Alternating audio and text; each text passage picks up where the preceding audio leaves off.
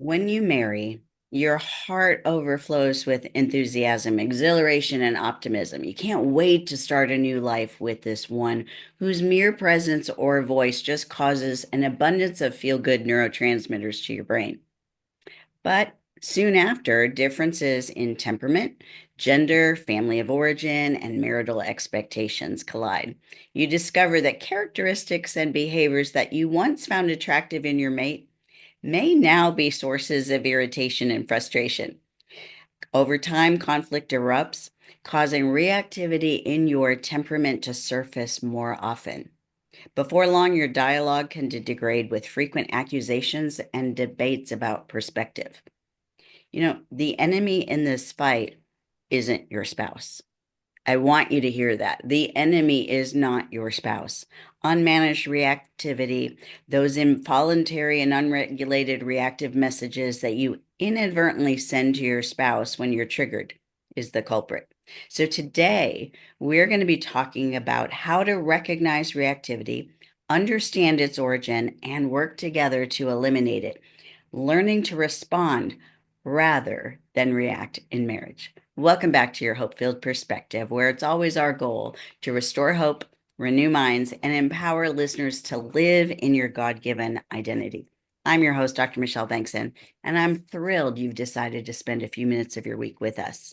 Today, we're going to be talking about how to recognize reactivity, understand its origin, and work together to eliminate it so that we can learn how to respond rather than react.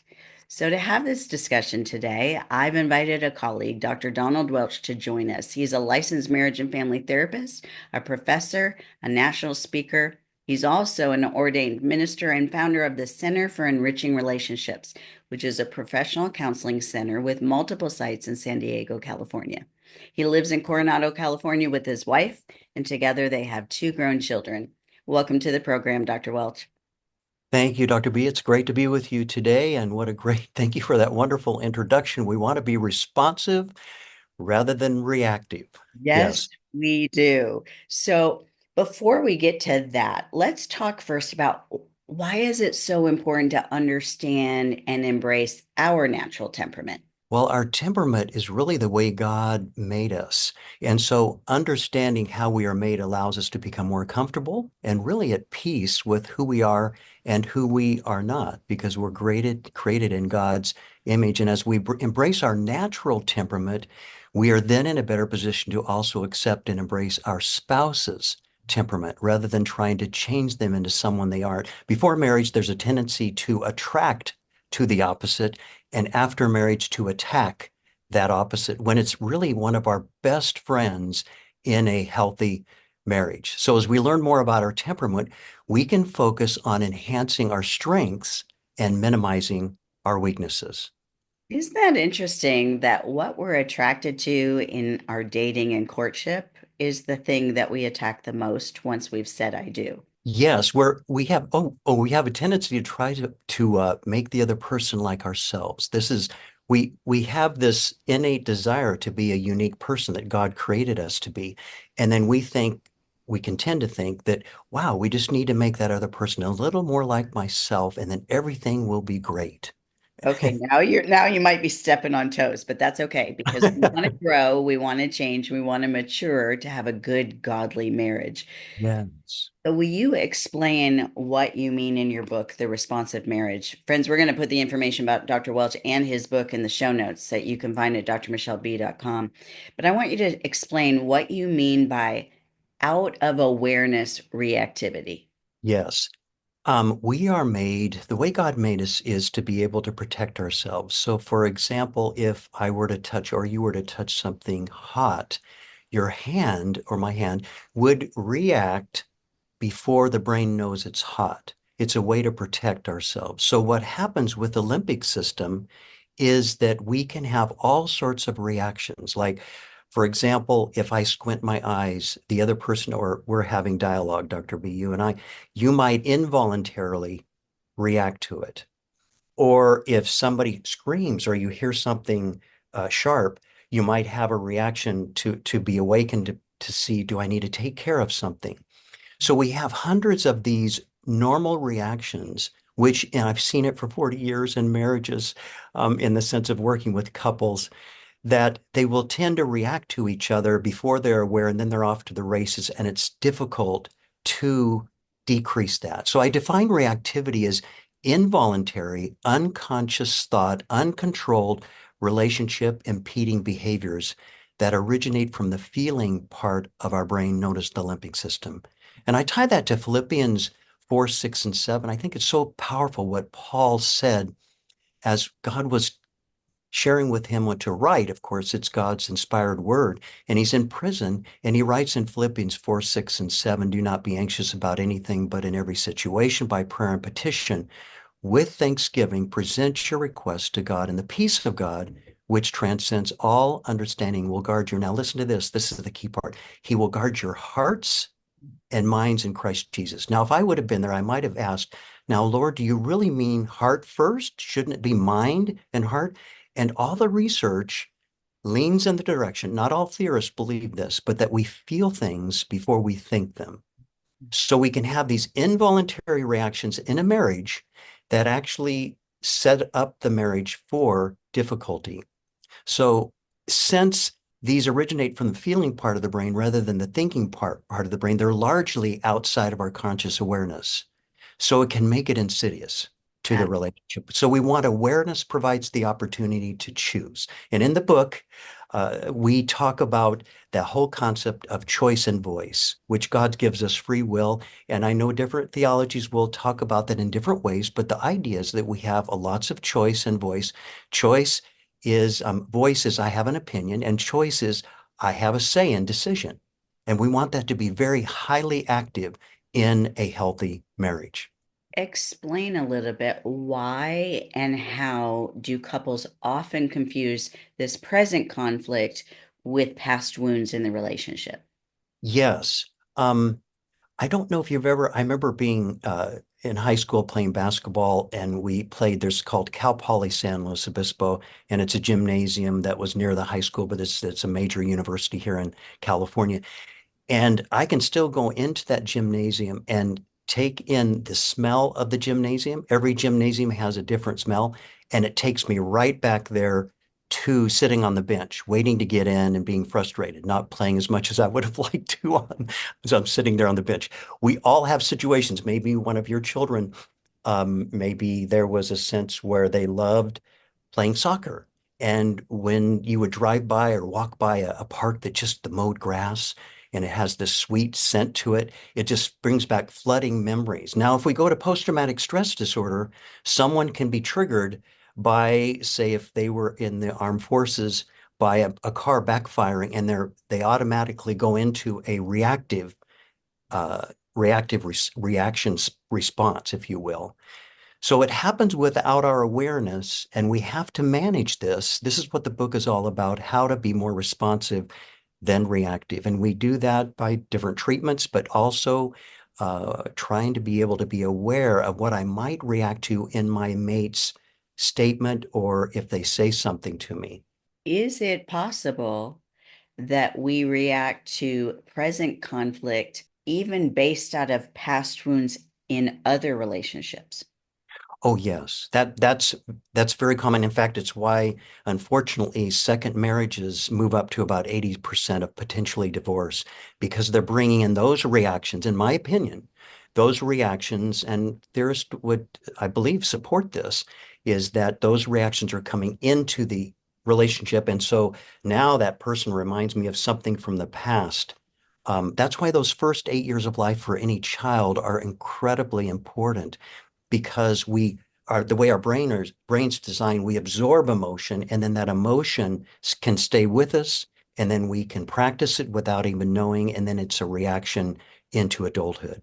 And those early childhood relationships are so crucial They for are. every adult relationship because we take messages from them before we're even cognitively aware of We what do. those messages mean or where they're coming from. Oh, So, yeah.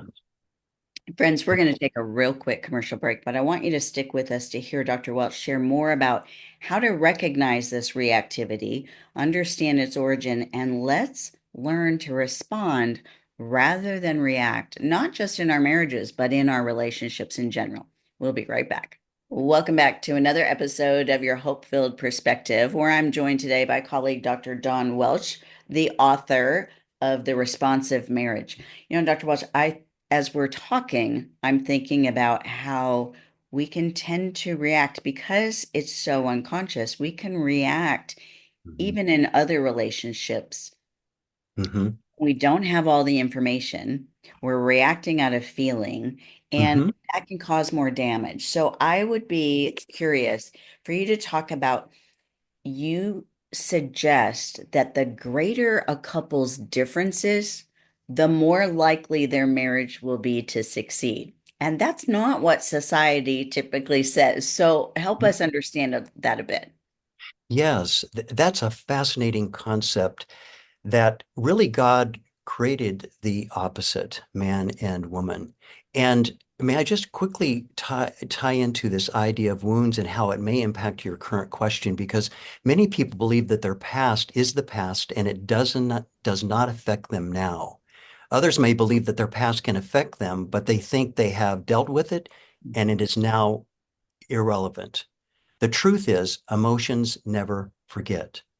So there's a tendency to uh, find the other person so attractive. Like, for example, my wife is very attractive and complete, but I was going to say that Robin is always on time, and I tend to put too much in my day. And so I tend to be late. That's a simple illustration. Um, she tends to be like to stay up later. I like to get up earlier. These are common experiences, not ethical issues. We're not necessarily attracted to the opposite. We want the same morals. We want to be equally yoked together, as the Bible talks about, but hundreds of things that are just the opposite because it actually makes us a complete person. Um, and my wife and I, we took about 6 assessment tools before we were ever married, and we were dating. This is my therapy nerdy hat, and we found out that we were opposites, very much opposites in many ways. And then I had a seventh one that I wanted her to take, and my wife then, Robin, she wasn't my wife yet. We were dating, actually engaged at that point. And she said, "Well, honey, we've taken 6 assessments and they've shown that we are different. We're attracted to each other, but it also shows you're a little less healthy than I am. Why don't you just go ahead and take that seventh assessment yourself?" Lo and behold, I I never like did. Robin. I want to meet Robin.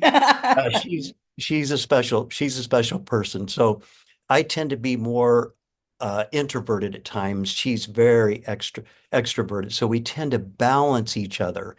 If we were both extroverts at church, we would be the ones to be given the key to close down the church, right? And we'd be frustrated that we were all both talking too much, and we would be competitive. So when we are very opposite in temperament, it tends to be a more healthy relationship because we begin to respect the other person and not be frustrated. Can I give one more example? Right after our honeymoon, Robin and I, we were at our church, college church in Olathe, Kansas, and we didn't plan for our tithe. And so I said, "Well, honey, do you have the tithe ready?" And we had not been to church since, of course, we didn't live together before we were married, but we hadn't been to church together as a married couple. And she said, I didn't write it, but I can write it now. So she pulled out the checkbook, and she's methodical. I tend to be much more spontaneous.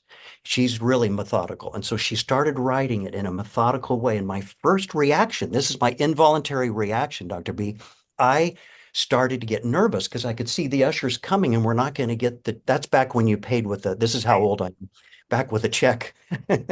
But, and so what I realized that very first Sunday after our honeymoon, if I didn't learn to respect her difference than mine, the opposite, if you will, I would begin to disrespect her and we'd probably be in trouble today. I mean, not just on that one issue, but it's an example.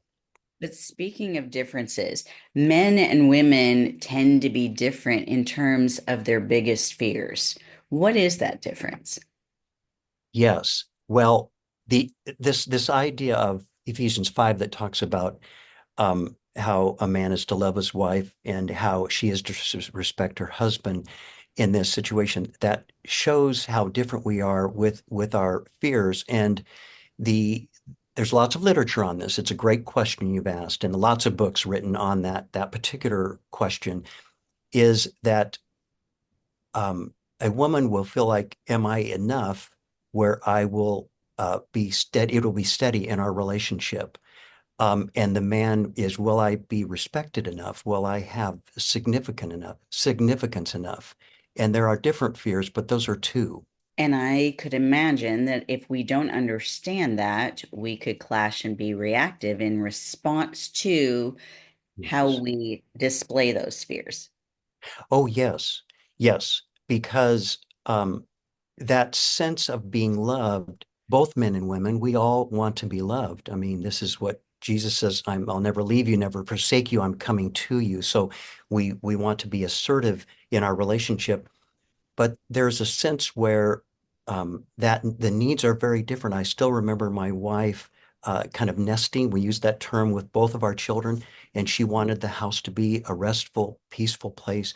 And of course, I'm trying to figure this out with her and trying to understand. So it was, how can I be loving and caring? And then when she says, "Hey, thank you for working so hard for us," I get really excited. Most women CEOs don't first say when someone says, "Well, tell me about your life." They don't usually say, "Well, I run this organization." They usually say, "Well, my husband, my children, we have this loving relationship. The last trip we took, oh, and by the way, I am a CEO." Men tend to do the opposite. We put out our chest and we say, as a man, "I do this." And so that sense of respect is so important. This is not new, of course, what I'm saying, but they are very different. So, in our reactivity, that can have very significant long-term consequences. So, from your perspective, Dr. Welch, what are the damages and the risks of unmanaged reactivity in marriage? It's devastating. I really believe this is the number one cause for divorces, Mm. because of having studied and taught at the university, researched. We have about 8,500 hours in our assessment tool that's called the Welch therapy, the responsive temperament tool, and it measures one's reactivity. And you started with the question, Dr. B, about awareness. When we are aware of it, sometimes it will happen before we are aware of it. But when we're aware of our reaction, our reactivity, it's learning how to manage it. Oh, I'm sorry. I just reacted out of this situation, and I'm aware that's coming from 10 years ago when this happened at an employment situation. My boss, this happened, and I'm now reacting to you in this way. But if we leave it uh, unfettered, I mean, if we leave it unchecked, excuse me, we can be in real trouble because we'll be very impulsive. We'll almost be a bit of obsessive compulsive disordered behavior where we can want everything our way. We need it done in a certain way instead of being able to be flexible and loving. And the fruits of the Spirit was the fruit of the Spirit. When we think about Galatians 5, being loving, caring, kind, you know, forbearance, and showing love to the other person. It's a devastating place when a couple is really reactive. I think most of us in the mental health field would say that we spend a great deal of our time helping couples manage their reactivity. Yeah, so let's go there Okay. because if that's one of the biggest contributors to marital discord and then down the pike, divorce, we want to Mhm. learn how to create an awareness of our reactive tendencies in marriage. How do we learn to become aware to those tendencies? Okay. Um, yes, that is uh, first and foremost, I think it's a real simple tool, Dr. B, and many therapists will share this with their clients, their patients, is to have a balance between what you feel and what you think. Because a lot of couples, they say, "Oh yeah, I'm really trying to understand my mate," but they go to what's called flight to intellectualization. It's a psychodynamic term. And that term really means that the couple is just going to head knowledge. Well, you did this, or you did that. I can't tell you how many times the couple will turn to me, show me their phone and their text. "See, doc, this is what he said. See?" And now they're off to the races. But it's validating the other person. It's really doing what Jesus did when he would ask people in the Gospels. He would ask them, "What would you like for me to do for you?" And he was asking for the person to have a voice. In my opinion, I wasn't there, but I think Jesus was really interested in the other person. So it's being able to say, when I experience you saying this, I feel afraid, scared, and cornered.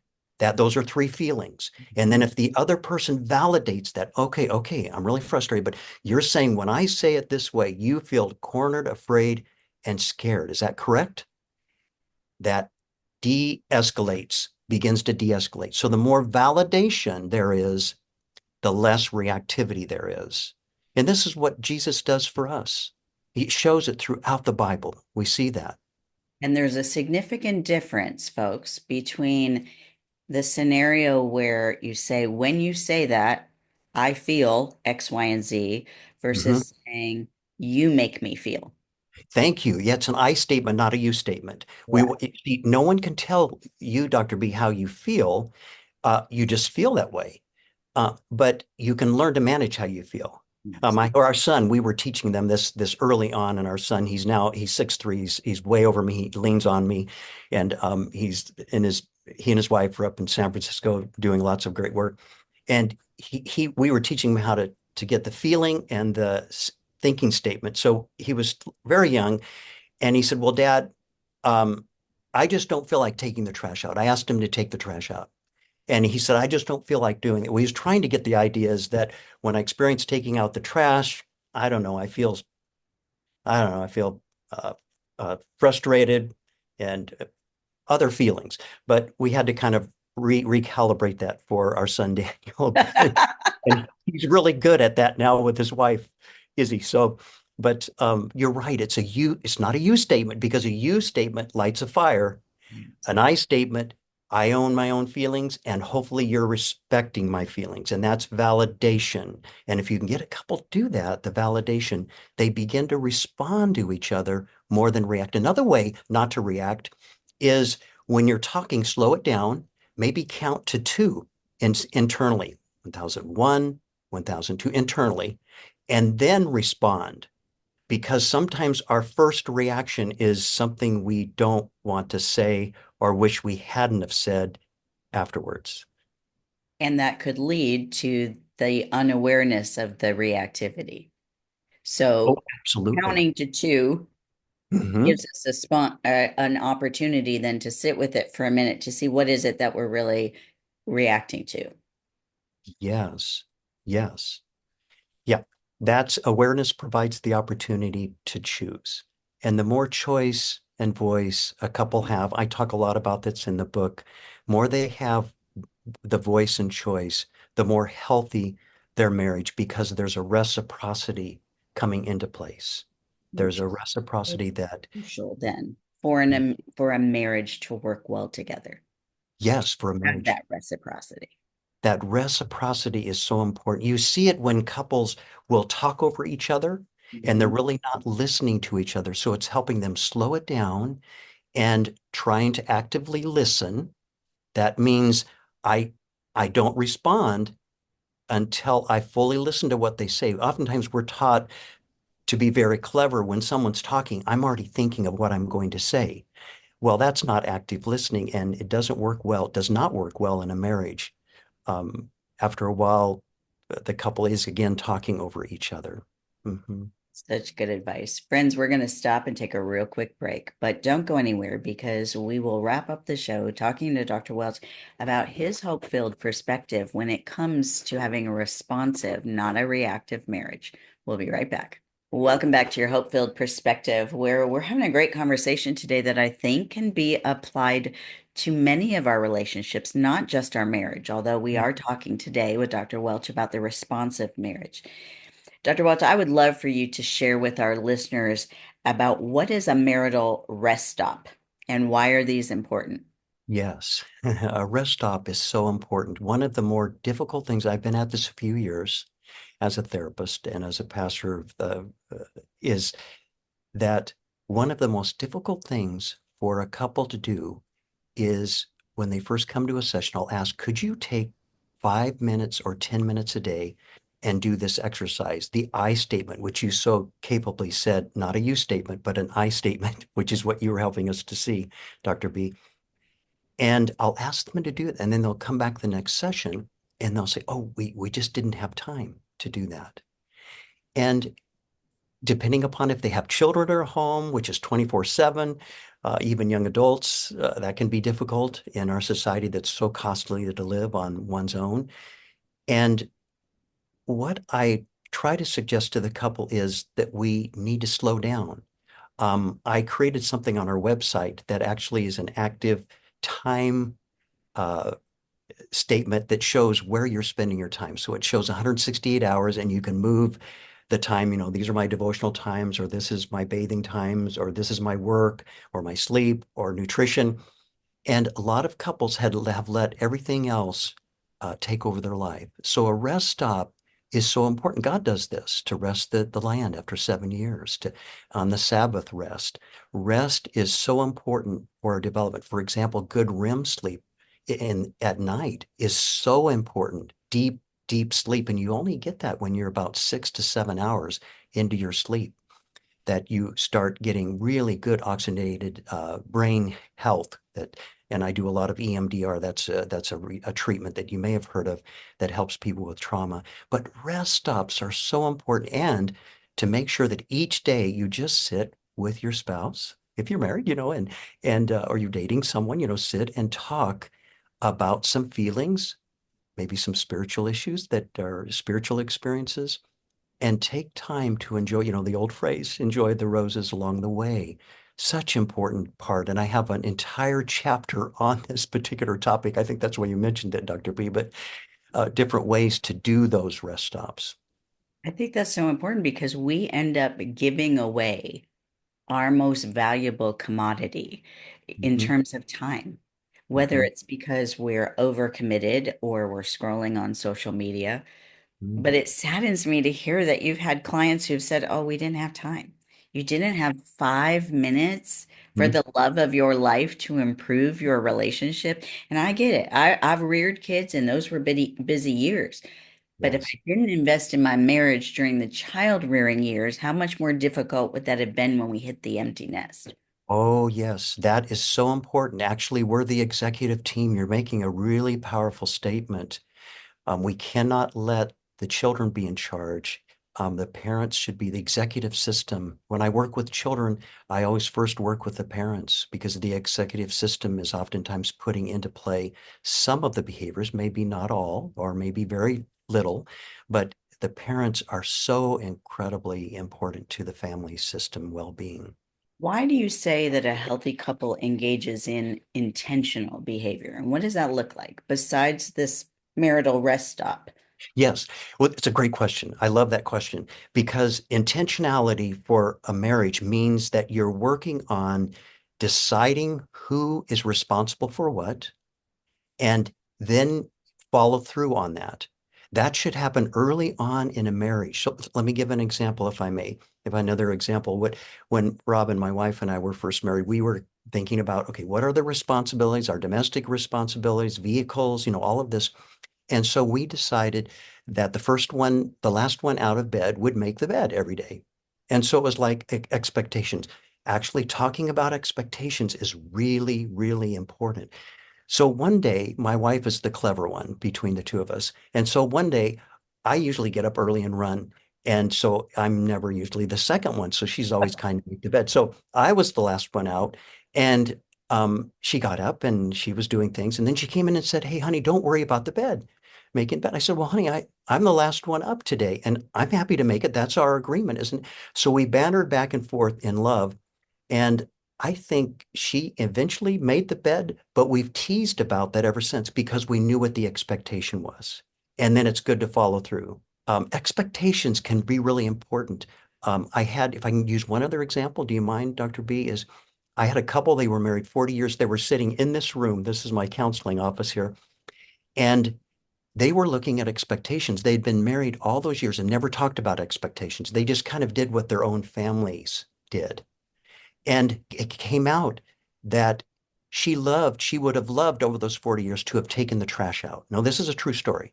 She said, "I love taking out trash." And he stood up in the session and he looked at her and said, "What do you mean? Why did you tell me that 40 years ago? I hate taking out the trash." Now, that's a really unusual situation. But when we have expectations and they're met, trust is built. Mhm. We know that God's word is true, so we can trust him fully, right? So trust in a marriage is so incredibly important, and building expectations that can be changed and altered as time goes on. It might be later that he might wish to take out the trash, on her birthday, or, I mean, it's the kind of thing that it can adjust throughout a marriage. It can, but I'm really glad that you're bringing this up because with many of the clients that I have seen over the years who have struggled with things like depression or Mm, anxiety, hmm. unmet expectations often feeds into that. But our Yeah. expectations cannot be met when nobody else knows that we have them. Right. That's a wonderful statement. I mean, painful one if they don't know. And that's why it's important to say, "Hey, what would you prefer?" That's a good question to ask, isn't it? What would you prefer happen in this situation? Or when we had these friends over, how would you prefer it the next time? And that's expectation. It's doing a little bit of building of trust, because the other person might say, "Well, I was feeling a little uncomfortable when you asked that particular question." Oh, so you would prefer I not ask it in that way or that question. And now we're moving toward deeper trust, because I'm an old guy here, used to saying trust and obey, for there's no other way to be happy in Jesus but to trust and obey. That's an old song. And the idea of trust is built when expectations are met. And God never leaves us without really meeting the expectation that we can fully trust in him. That's what I refer to as expectation management. When we are, as you say, intentional in our marital relationship and willing to be vulnerable to share, because it is a risk not knowing how the other person will respond. But I Mhm. would say it's a greater risk that the other person will not respond the way you're hoping if they don't know what the expectations are. So I appreciate that tip on being intentional. As we get close to wrapping up this episode, Dr. Welch, if a listener wants to begin making a positive change today to become less reactive and more responsive in their relationship, what's one tip that you could give them that they could start today as they end this episode? Yes, is to become more aware of one's somatic makeup. I'm not sure if you use quite a bit of SE, Dr. B, in your work, but just being sitting and being aware of your own breathing, or sitting and aware of your own tightening of muscles or not. I work with a lot of court mandated men who have anger management problems, and that's one of the first things we do. I'll ask them, how and when are you aware that you're angry? Mhm. They'll pause, and I've heard this many times, you probably have as well. They will say, "You mean, doc, when I'm pulling my fist out of the drywall or somebody's face? Yikes," right? And I saw your face and I was thinking, ooh. And I'll say, let's start there. It's first being aware that the man first is aware that his hands are fisting, or his chest is pushing out, or his thighs are tightening. Oftentimes the calves will tighten because when we're anxious, we want to run, or we want to run toward or away. So it's really just even being aware of one's breathing, just noticing how I'm breathing out, breathing in, because breath, God breathed life into us. It's the beauty of seeing a little baby being born into the world. And when you hear that first cry, everybody's rejoicing and saying, "I'm here, I'm alive, I'm breathing." And so just becoming aware of one's bodily reactions can be helpful. Mhm. So very true. This has been such a life-giving episode. If a listener is resonating with this conversation, maybe it's because they're realizing that they are more reactive than responsive, or they have a spouse that has, or they're this way in other relationships. What hope-filled perspective would you want to leave them with today? Yes, I would prefer to leave them with this wonderful scripture, Romans 4:17, that says really it points to the God of all hope, who is described in this verse as giving life to the dead and calling things into existence that do not exist. Trusting in the Lord is as old as I am. It's the greatest gift we've been given, that he enables us, gives us the ability to trust, and then to be able to share that kind of trust in a healthy marriage is a bit of heaven for sure on earth. Sure. And friends, if you're kind of feeling like I I don't I don't know that I recognize it in myself. We have been given the gift of the Holy Spirit to reveal all truth. So start there. Pray and ask the Holy Spirit to open your eyes to areas where maybe you're being more responsive or you're being more reactive and less responsive in your marriage. Dr. Welch, thank you so much for coming on the program, sharing your wisdom and insight and experience for the last several decades. It's my prayer that our listeners will take this to heart, whether they're married or not, whether they have a great marriage or a bad marriage.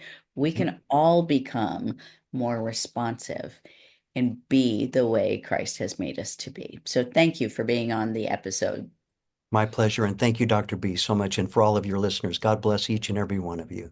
Thank you. Friends, it's I'm sure that there was something in today's conversation that has resonated with you because we can always grow, we can always mature, we can always become more Christ-like. So I would love to hear what resonated with you. But if today's episode, maybe this wasn't the episode that really got you where you are, but you know a friend who could benefit from this conversation, would you consider sharing with them to give them a biblically based, hope-filled perspective that will help improve their relationships? It's been a delight to be with you. And until we're together again next week, it's my prayer for you that you have a hope-filled week.